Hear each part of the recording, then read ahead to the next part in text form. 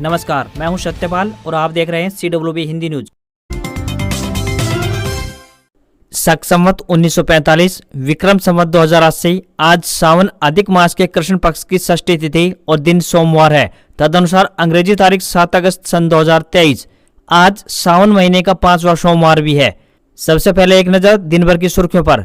हरियाणा के 6 जिलों में बारिश को लेकर येलो अलर्ट जारी। कमजोर मानसून ने बढ़ाई किसानों की चिंता।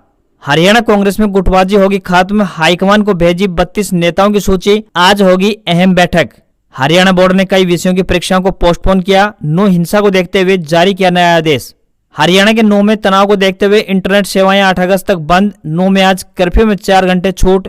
सुबह 11 से 2 बजे तक बैंक और ATM भी खुलेंगे। डीसी ने जारी किया आदेश।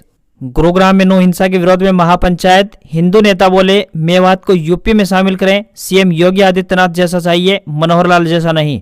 हरियाणा में इलेक्शन बोर्ड में बीजेपी संगठन का किया विस्तार। इन हरियाणवी कलाकारों के सहारे नैया पार लगाने की उम्मीद। पाकिस्तान में रेल हादसा 30 लोगों की मौत। कराची जा रही हजारा एक्सप्रेस पटरी से उतरी, 80 घायल। केंद्रीय कर्मचारियों के महंगाई भत्ते में जल्द हो सकती है बढ़ोतरी। 3% बढ़ सकता है DA। और भारत पर वेस्टइंडीज की लगातार दूसरी जीत, 2 विकेट से हराया। सीरीज में 2-0 की बढ़त बनाई। और अब खबरें विस्तार से।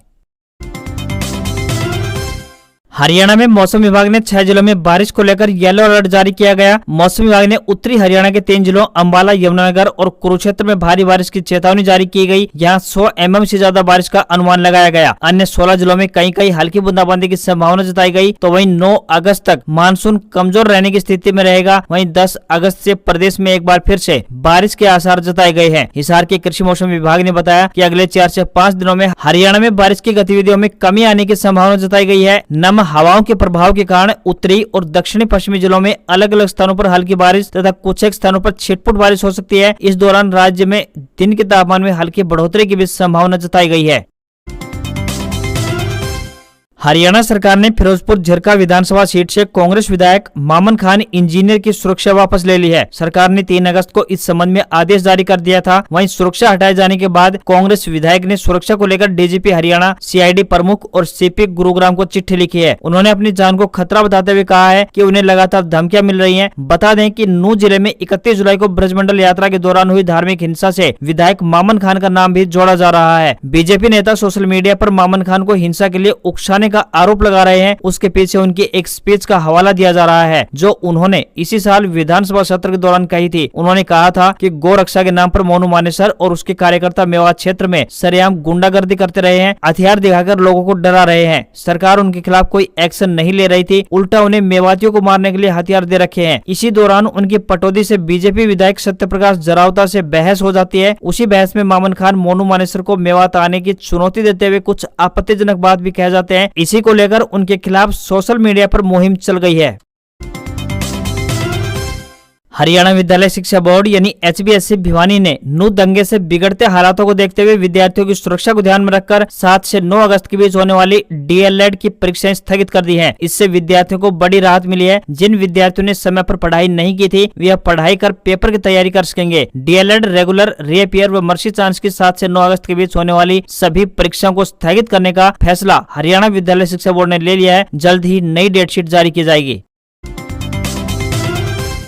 प्रधानमंत्री नरेंद्र मोदी ने अमृत भारत स्टेशन योजना के तहत 4195 करोड़ रुपए की लागत से बनने वाले पूरे भारत में 508 रेलवे स्टेशनों के पुनर्विकास की आधारशिला रखी। इनमें हरियाणा के 16 स्टेशन शामिल हैं। भारत के 1300 स्टेशनों का आधुनिकीकरण किया जाएगा। मोदी ने कहा कि रेलवे हमारी जीवन रेखा है। हमारे शहरों की पहचान रेलवे स्टेशन से भी जुड़ी हुई है। स्टेशन भारत की भव्यता, कला और समृद्ध सांस्कृतिक विरासत का भी प्रदर्शन करते रहे हैं। हरियाणा के स्टेशनों में Ambala city, Bhiwani junction, Faridabad, Hisar junction, Jind junction, कालका, Bahadurgarh, Narnaul, Narwala junction, Pataudi road, Rewari junction, Rohtak junction, Sirsa, Sonipat junction और यमुनानगर जगाधरी शामिल है। स्टेशन को सिटी के रूप में विकसित किया जाएगा जहां roof plaza, shopping zone, food court, children play area जैसी कई सुविधाएं शामिल होंगी। यात्रियों की सुविधा के लिए अलग अलग प्रवेश और निकास द्वार शामिल होंगे। Multi level parking, lift, escalator, travelator, executive lounge व वेटिंग एरिया, साथ ही विकलांग अनुकूल सुविधाएं भी शामिल होंगी।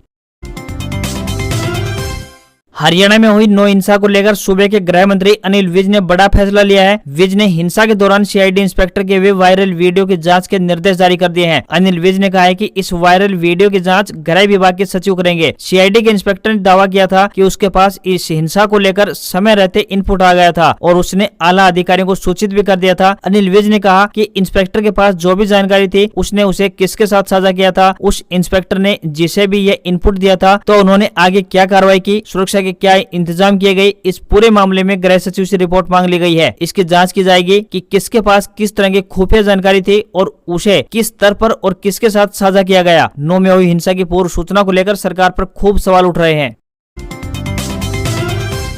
हरियाणा कांग्रेस की गुटबाजी खत्म करने और सभी 10 लोकसभा सीटों पर चुनाव की रणनीति बनाने के लिए वरिष्ठ कांग्रेस नेता राहुल गांधी और पार्टी के राष्ट्रीय अध्यक्ष मल्लिकार्जुन खड़गे सोमवार दोपहर यानी आज 3 बजे हरियाणा के दिग्गज नेताओं के साथ बैठक करेंगे ताकि पार्टी का संगठन जल्द से जल्द बनाया जा सके। लंबे समय से संगठन बनाने की कवायद चल रही है। आपकी जानकारी के लिए बता दें कि हरियाणा कांग्रेस की ओर से 32 नेताओं की सूची भेज दी गई है। वहीं कई नेताओं को दिल्ली हाईकमान से भी फोन आ रहे हैं। पार्टी चाहती है कि अगले साल होने वाले लोकसभा चुनाव को लेकर सभी नेता एक मंच पर आएं और लोकसभा चुनाव के लिए ऐसे चेहरों की तलाश की जाए जो बीजेपी नेताओं को चुनाव में हरा सके। इस दौरान नेता प्रतिपक्ष भूपेंद्र सिंह हुड्डा, पार्टी के हरियाणा मामलों के प्रभारी दीपक बाबरिया, प्रदेश अध्यक्ष चौधरी उदयभान, राष्ट्रीय महासचिव रणदीप सुरजेवाला, कुमारी शैलजा, किरण चौधरी, कैप्टन अजय यादव, पूर्व प्रदेश अध्यक्ष, वरिष्ठ विधायक भी भाग लेंगे।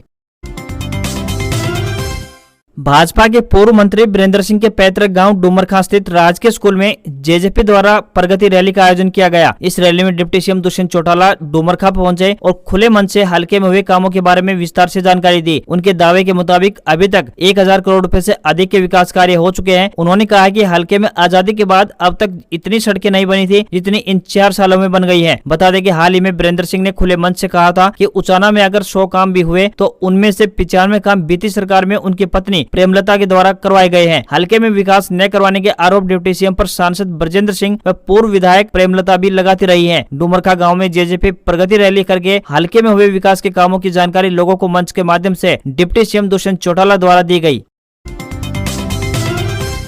अजमेर से दिल्ली के बीच चलने वाली देश की 15वीं वंदे भारत ट्रेन का रविवार को रेवाड़ी में ठहराव शुरू हो गया। रविवार को भाजपा नेताओं सहित अनेक लोगों ने वंदे भारत ट्रेन का स्वागत किया। इस रूट पर पहली वंदे भारत ट्रेन का शुभारंभ पीएम नरेंद्र मोदी ने 12 अप्रैल को किया था। केंद्रीय मंत्री राव इंद्रजीत सिंह ने ट्रेन के रेवाड़ी में ठहराव की मांग उठाई थी, परंतु उस समय रेल के अधिकारियों ने इसकी अनुमति नहीं दी थी। इसके बाद केंद्रीय मंत्री ने रेल मंत्री अश्विनी वैष्णव से मुलाकात करते हुए वंदे भारत ट्रेन के रेवाड़ी में ठहराव की मांग दोहराई थी। इसी के फलस्वरूप रविवार से ट्रेन का जंक्शन पर नियमित रूप से ठहराव प्रारंभ हो गया। इससे लोगों को दिल्ली व जयपुर की ओर सुगम यात्रा करने का अवसर मिल सकेगा।